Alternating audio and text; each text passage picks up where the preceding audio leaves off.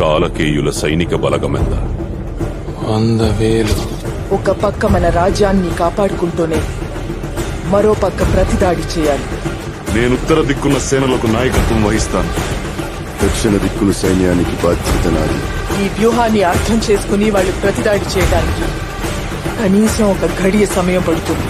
అది చాలమ్మా, విజయాన్ని సాధించుకొస్తాను. అర్ధ ఘడియ చాలమ్మా, వాడి తల నరికి తీసుకొస్తా.